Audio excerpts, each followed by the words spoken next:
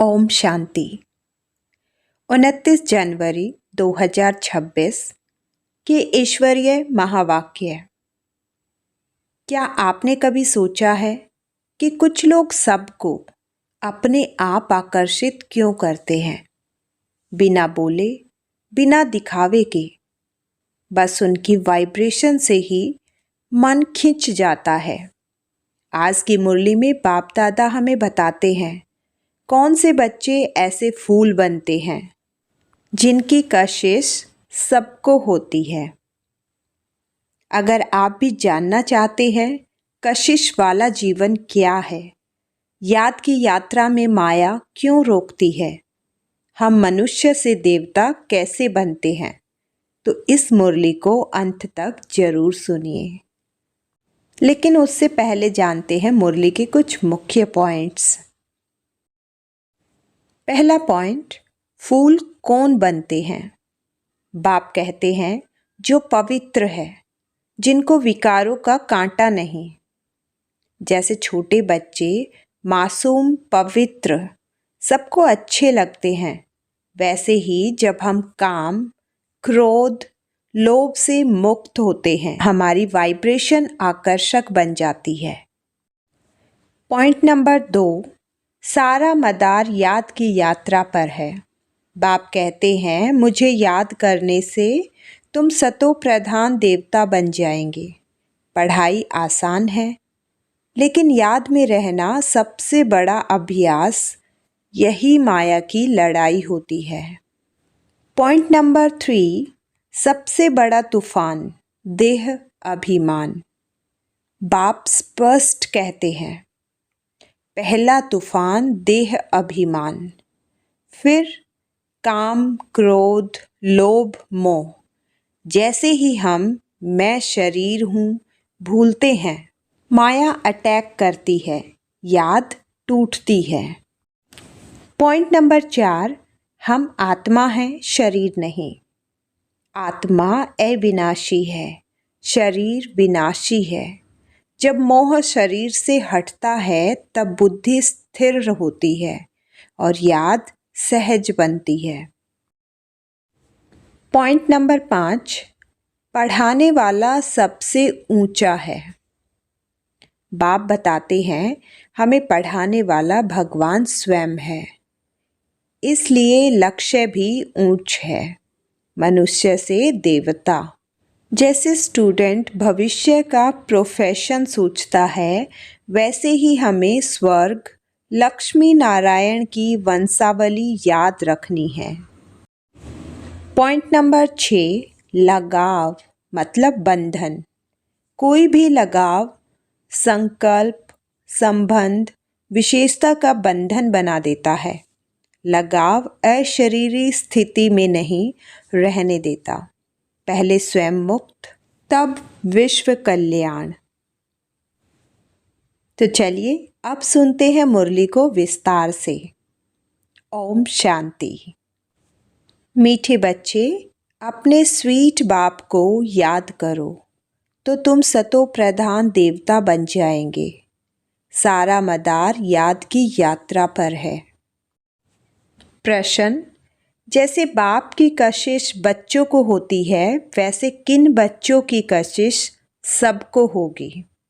उत्तर, जो फूल बने हैं। जैसे छोटे बच्चे फूल होते हैं, उन्हें विकारों का पता भी नहीं, तो वह सबको कशिश करते हैं ना। ऐसे तुम बच्चे भी जब फूल अर्थात पवित्र बन जाएंगे तो सबको कशिश होगी। तुम्हारे में विकारों का कोई भी कांटा नहीं होना चाहिए। रूहानी बच्चे जानते हैं कि यह पुरुषोत्तम संगम युग है। अपना भविष्य का पुरुषोत्तम मुख देखते हो, पुरुषोत्तम चोला देखते हो, फील करते हो कि हम फिर नई दुनिया सतयुग में इनकी लक्ष्मी नारायण की वंशावली में जाएंगे, अर्थात सुख धाम में जाएंगे अथवा पुरुषोत्तम बनेंगे। बैठे बैठे यह विचार आते हैं। स्टूडेंट जो पढ़ते हैं तो जो दर्जा पढ़ते हैं वह ज़रूर बुद्धि में होगा ना। मैं बैरिस्टर या फलाना बनूंगा। वैसे तुम भी जब यहाँ बैठते हो तो यह जानते हो हम विष्णु डिनाइस्टी में जाएंगे। विष्णु के दो रूप हैं, लक्ष्मी नारायण, देवी देवता। तुम्हारी बुद्धि अभी अलौकिक है और कोई मनुष्य की बुद्धि में यह बातें स्मरण नहीं करती होगी। तुम बच्चों की बुद्धि में यह सब बातें हैं। यह कोई कॉमन सत्संग नहीं है। यहाँ बैठे हो, समझते हो सत बाबा जिसको शिव कहा जाता है उनके संग में बैठे हैं। शिव बाबा ही रचता है, वही रचना के आदि मध्य अंत को जानते हैं और यह नॉलेज देते हैं, जैसे कि कल की बात सुनाते हैं। यहाँ बैठे हो तो यह तो याद होगा ना कि हम आए हैं रीजनवेट होने, अर्थात यह शरीर बदल देवता शरीर लेने। आत्मा कहती है हमारा यह तमो प्रधान पुराना शरीर है, इसे बदलकर ऐसा लक्ष्मी नारायण बनने का है। एम ऑब्जेक्ट कितनी श्रेष्ठ है। पढ़ाने वाला टीचर जरूर पढ़ने वाले स्टूडेंट से होशियार होगा ना। पढ़ाते हैं, अच्छे कर्म सिखलाते हैं तो जरूर ऊंच होगा ना। तुम जानते हो हमको सबसे ऊंच ते ऊंच भगवान पढ़ाते हैं। भविष्य में हम 100 देवता बनेंगे।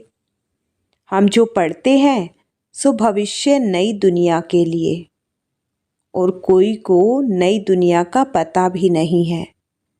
तुम्हारी बुद्धि में अब आता है यह लक्ष्मी नारायण नई दुनिया के मालिक थे, तो जरूर फिर रिपीट होगा। तो बाप समझाते हैं तुमको पढ़ाकर मनुष्य से देवता बनाता हूँ। देवताओं में भी जरूर नंबरवार होंगे। दैव्य राजधानी होती है ना। तुम्हारा सारा दिन यही ख्यालात चलता होगा कि हम आत्मा है। हमारी आत्मा जो बहुत पतित थी सो अब पावन बनने के लिए पावन बाप को याद करती है। याद का अर्थ भी समझना है। आत्मा याद करती है अपने स्वीट बाप को। बाप खुद कहते हैं बच्चे मुझे याद करने से तुम सतो प्रधान देवता बन जाएंगे। सारा मदार याद की यात्रा पर है। बाप जरूर पूछेंगे ना बच्चे कितना समय याद करते हो। याद करने में ही माया की लड़ाई होती है। तुम खुद समझते हो यह यात्रा नहीं परंतु जैसे कि लड़ाई है। इसमें विघ्न बहुत पड़ते हैं। याद की यात्रा में रहने में ही माया विघ्न डालती है, अर्थात याद भुला देती है। कहते भी हैं बाबा हमको आपकी याद में रहने में माया के तूफान बहुत लगते हैं। नंबर 1 तूफान है देह अभिमान का, फिर है काम, क्रोध, लोभ, मोह। आज काम का तूफान, कल क्रोध का तूफान, लोभ का तूफान आया। आज हमारी अवस्था अच्छी रही, कोई भी तूफान नहीं आया। याद की यात्रा में सारा दिन रहे, बड़ी खुशी थी। बाबा को बहुत याद किया। याद में प्रेम के आंसू बहते रहते हैं। बाप की याद में रहने से तुम मीठे बन जाएंगे। तुम बच्चे यह भी समझते हो कि हम माया से हार खाते खाते कहाँ तक आकर पहुँचे हैं। बच्चे हिसाब निकालते हैं, कल्प में कितने मास, कितने दिन हैं। बुद्धि में आता है ना। अगर कोई कहे लाखों वर्ष आयु है तो फिर कोई हिसाब थोड़े ही कर सके। बाप समझाते हैं, यह सृष्टि का चक्र फिरता रहता है। इस सारे चक्र में हम कितने जन्म लेते हैं, कैसे डिनाइस्टी में जाते हैं, यह तो जानते हो ना। यह बिल्कुल नई बातें, नई नॉलेज है, नई दुनिया के लिए। नई दुनिया स्वर्ग को कहा जाता है। तुम कहेंगे हम अभी मनुष्य हैं, देवता बन रहे हैं। देवता पद है ऊंच। तुम बच्चे जानते हो, हम सबसे न्यारी नॉलेज ले रहे हैं। हमको पढ़ाने वाला बिल्कुल न्यारा विचित्र है। उनको यह साकार चित्र नहीं है, वह है ही निराकार। तो ड्रामा में देखो कैसा अच्छा पार्ट रखा हुआ है। बाप पढ़ाएं कैसे, तो खुद बतलाते हैं, मैं फैलाने तन में आता हूँ। किस तन में आता हूँ वह भी बताते हैं। मनुष्य मूंझते हैं, क्या एक ही तन में आएगा? परंतु यह तो ड्रामा है ना, इसमें चेंज हो नहीं सकती। यह बातें तुम ही सुनते हो और धारण करते हो और सुनाते हो। कैसे हमको शिव बाबा पढ़ाते हैं, हम फिर और आत्माओं को पढ़ाते हैं। पढ़ती आत्मा है, आत्मा ही सीखती है, सिखलाती है।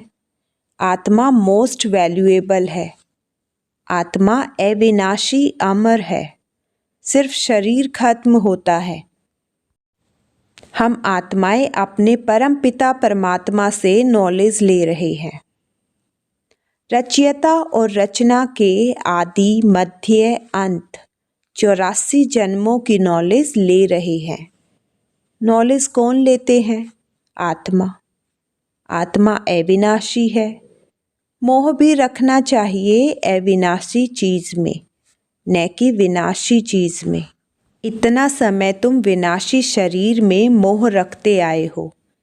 अभी समझते हो हम आत्मा हैं, शरीर का भान छोड़ना है।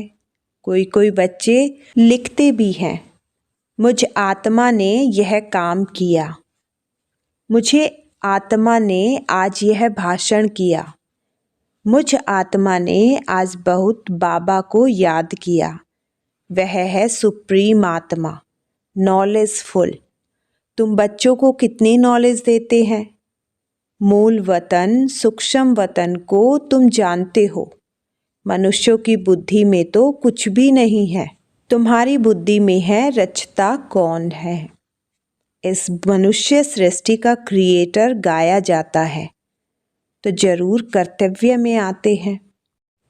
तुम जानते हो और कोई मनुष्य नहीं जिसको आत्मा और परमात्मा बाप याद हो। बाप ही नॉलेज देते हैं कि अपने को आत्मा समझो।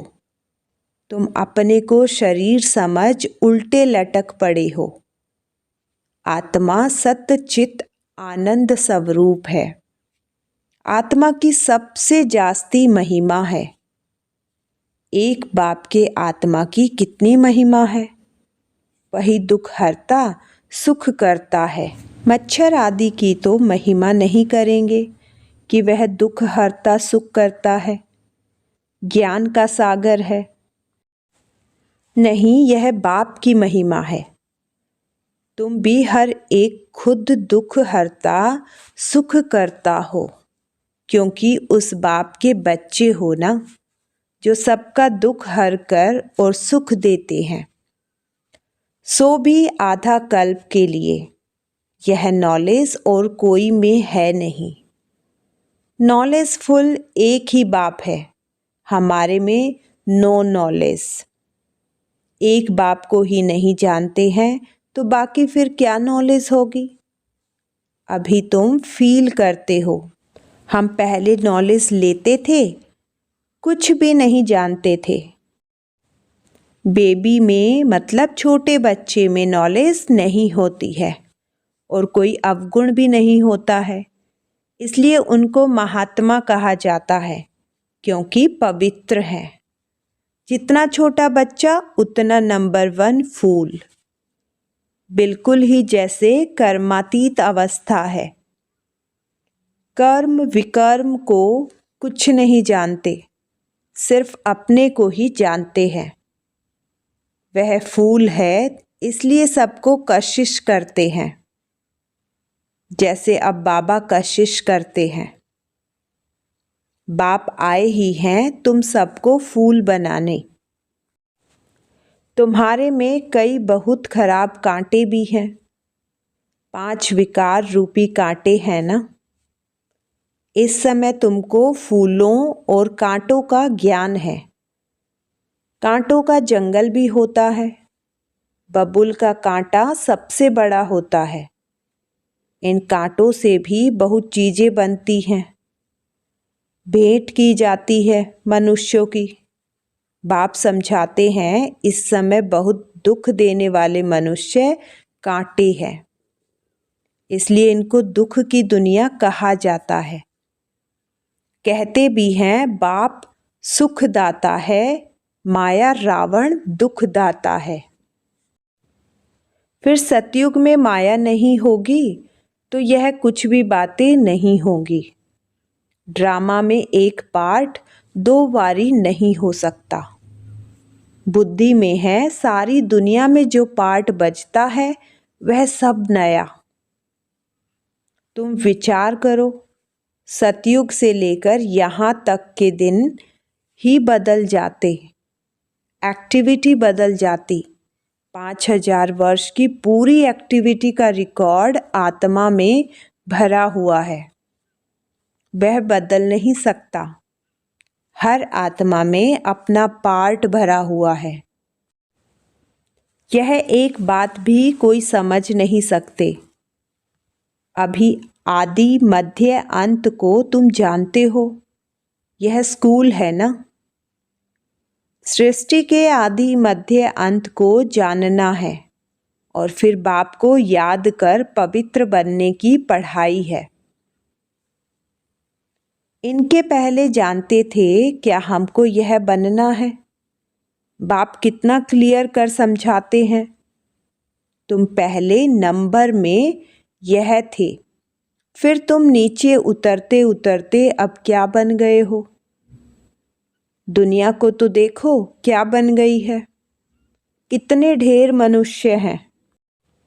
इन लक्ष्मी नारायण की राजधानी का विचार करो, क्या होगा। यह जहाँ रहते होंगे कैसे हीरे जवाहरातों के महल होंगे। बुद्धि में आता है। अभी हम स्वर्गवासी बन रहे हैं, वहाँ हम अपने मकान आदि बनाएंगे। ऐसे नहीं कि नीचे से द्वारिका निकल आएगी, जैसे शास्त्रों में दिखाया है। शास्त्र नाम ही चला आता है और तो कोई नाम रख नहीं सकते। और किताब होते हैं पढ़ाई के, दूसरे नॉवेल्स होते हैं, बाकी इनको पुस्तक अथवा शास्त्र कहते हैं। वह है पढ़ाई के किताब। शास्त्र पढ़ने वालों को भक्त कहा जाता है। भक्ति और ज्ञान 2 चीजें हैं। अब वैराग्य किसका, भक्ति का या ज्ञान का। जरूर कहेंगे भक्ति का। अब तुमको ज्ञान मिल रहा है जिससे तुम इतना ऊंच बनते हो। अब बाप तुमको सुखदाई बनाते हैं।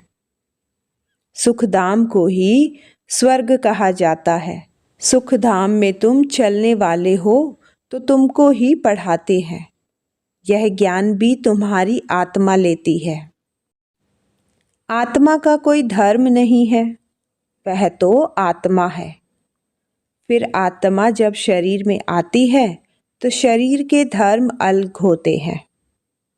आत्मा का धर्म क्या है। एक तो आत्मा बिंदु मिसल है और शांत स्वरूप है। शांति धाम मुक्ति धाम में रहती है। अब बाप समझाते हैं सब बच्चों का हक है। बहुत बच्चे हैं, जो और धर्मों में कन्वर्ट हो गए हैं, वह फिर निकलकर अपने असली धर्म में आ जाएंगे। जो देवी देवता धर्म छोड़ दूसरे धर्म में गए हैं, वह सब पत्ते लौट कर आ जाएंगे अपनी जगह पर। इन सब बातों को और कोई समझ नहीं सकेंगे। पहले पहले तो बाप का परिचय देना है। इनमें ही सब मूंझ पड़े हैं। तुम बच्चे जानते हो अभी हमको कौन पढ़ाते हैं? बाप पढ़ाते हैं। श्री कृष्ण तो देहधारी हैं। इनको मतलब ब्रह्मा को दादा कहेंगे। सब भाई भाई है ना। फिर है मर्तबे के ऊपर। यह भाई का शरीर है, यह बहन का शरीर है। यह भी अब तुम जानते हो। आत्मा तो एक छोटा सा सितारा है। इतनी सब नॉलेज छोटे सितारे में है। सितारा शरीर के सिवाय बात भी नहीं कर सकता। सितारे को पार्ट बजाने के लिए अंग भी चाहिए। सितारों की दुनिया ही अलग है। फिर यहाँ आकर आत्मा शरीर धारण करती है। वह है आत्माओं का घर। आत्मा छोटी बिंदी है, शरीर बड़ी चीज है, तो उनको कितना याद करते हैं? अभी तुमको याद करना है एक परम पिता परमात्मा को। यही सत्य है। जबकि आत्माओं और परमात्माओं का मेल होता है। गायन भी है, आत्माएं परमात्मा अलग रहे बहुकाल। हम बाबा से अलग हुए हैं ना। याद आता है कितना समय अलग हुए हैं। बाप जो कल्प कल्प सुनाते आए हैं वही आकर सुनाते हैं। इसमें जरा भी फर्क नहीं हो सकता। सेकंड बाय सेकंड जो एक्ट चलती है वह नई। 1 सेकंड पास होता है, मिनट पास होती है। उनको जैसे छोड़ते जाते हैं पास होता जाता है, ताकि कहेंगे इतने वर्ष, इतने दिन, मिनट, इतने सेकंड पास कर आए हैं। पूरा 5000 वर्ष होगा। फिर एक नंबर से शुरू होगा। एक्यूरेट हिसाब है ना। मिनट सेकंड सब नोट करते हैं। अभी तुमसे कोई पूछे इसने कब जन्म लिया था, तुम गिनती कर बताते हो। श्री कृष्ण ने पहले नंबर में जन्म लिया है। शिव का तो मिनट सेकंड कुछ भी नहीं निकाल सकते हो। श्री कृष्ण की तिथि तारीख पूरा लिखा हुआ है। मनुष्यों की घड़ी में फर्क पड़ सकता है मिनट सेकंड का।